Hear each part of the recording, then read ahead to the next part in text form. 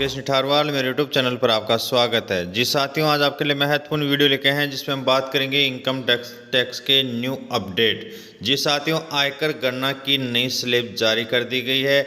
नई या पुरानी स्लैब में से कटौती टेबल को इस प्रकार समझें। साथ ही मकान किराए और अन्य विभिन्न प्रकार की छूट के बारे में भी नई और पुरानी स्लैब के बारे में किसको दिया गया है, किसको नहीं दिया गया है। 70/2023 की हम बात करें। वीडियो का अंत तक जरूर देखें और अभी तक हमारे चैनल को सब्सक्राइब नहीं किया साथियों, चैनल को जरूर सब्सक्राइब कर लें। इसी प्रकार के नवीनतम अपडेट हम आपके लिए लाते रहते हैं। सबसे पहले हम यहाँ पर बात करें जयपुर 16 अक्टूबर 2023 को राजस्थान सरकार कार्मिक विभाग गेट 2 के द्वारा एक आदेश जारी किया गया है, जिसका विषय आप देख सकते हैं। वित्तीय वर्ष 2023-24 निर्धारण वर्ष 23-25 के लिए आयकर का परिकलन अर्थात आयकर की गणना किस प्रकार की जाएगी।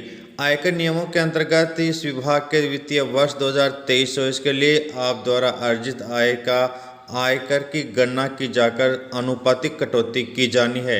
आयकर नियमों के अंतर्गत वित्तीय वर्ष 2023-24 में आयकर की निर्धारित 2 स्लैब लागू की गई हैं, अर्थात पुरानी स्लैब और नई स्लैब की टेबल जो दी गई है उसको समझे। यहाँ पर इस प्रकार आयकर की गणना के लिए यहाँ पर कहा गया है, यदि आपकी रुपये 2.5 लाख तक की है तो आपकी इनकम पर पुरानी दर से 0 और नई दर से भी 0, अर्थात किसी प्रकार की आयकर की गणना नहीं की जाएगी।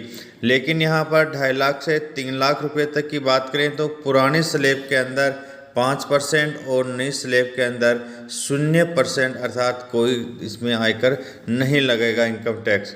लेकिन यहाँ पर यदि हम देखें तो 3 लाख से 5 लाख रुपए तक पुरानी और नई दोनों स्लैब के अंदर ही यहाँ पर दिया गया है 5% और 5%।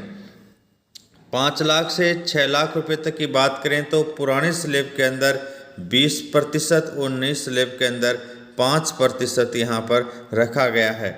इसी प्रकार 6 लाख से 9 लाख रुपए तक की बात करें तो पुरानी स्लैब के अंदर 20% और नई स्लैब के अंदर 10% इसके अंदर रखा गया है। 9 लाख से 10 लाख की बात करें तो पुरानी स्लैब में 20% और नई स्लैब के अंदर 15% इसमें रखा गया है।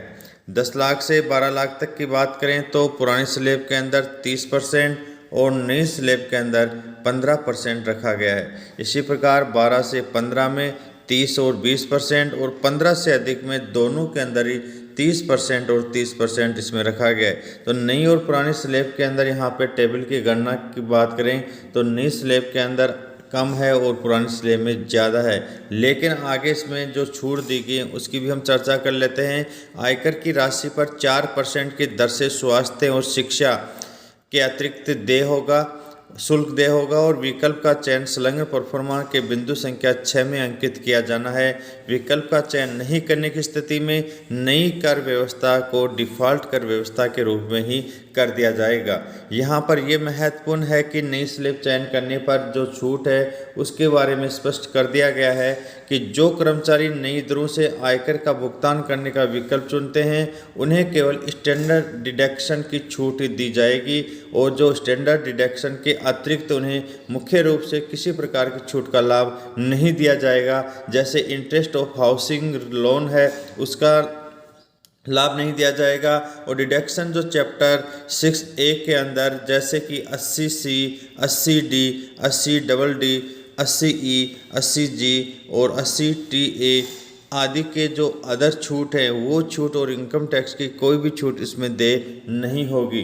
यदि हम आगे बात करें इसमें हाउस रेंट के आधार पर जो छूट दी गई है उसके लिए, तो जो कर्मचारी नई दरों का विकल्प चुनना चाहते हैं उन्हें मकान किराए की रसीद, आवास ऋण पर ब्याज राशि, विकलांगता प्रमाण पत्र, शिक्षा ऋण पर ब्याज राशि, मेडिक्लेम की रसीद, शिक्षण शुल्क और अन्य बचतों की सूचना प्रोफार्मा के बिंदु संख्या 10 व 11 की सूचना प्रस्तुत नहीं करनी होगी, क्योंकि नई स्लैब के अंदर हाउस रेंट और आदि ये किसी प्रकार की दे नहीं है। तो इनको नई स्लैब वालों को इस प्रकार की किसी भी प्रकार की जो शुल्क की जो रसीदें हैं वो नहीं लागू होंगी, नहीं देनी होंगी।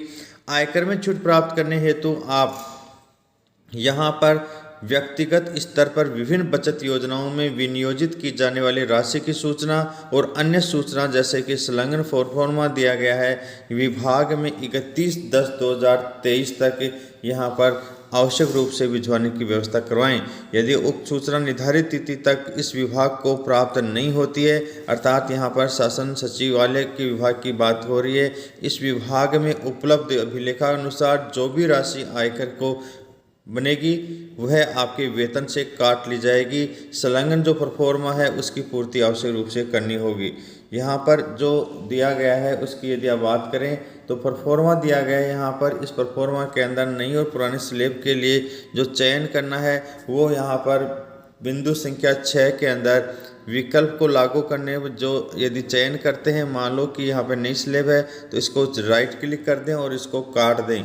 इसी प्रकार नई और पुरानी स्लेब को चयन करके प्रोफार्मा भरना होगा और इसमें दी गई प्रत्येक कॉलम की जानकारी लिखते हुए ही ये जमा करवाना होगा। नीचे कर्मचारी के हस्ताक्षर होंगे। वीडियो आपकी सहायता के लिए बनाया गया है। फिर भी यदि किसी प्रकार की विरोधाभास है तो विभागीय दिशा निर्देश मान्य होंगे। वीडियो को अंत तक देखने के लिए बहुत बहुत धन्यवाद।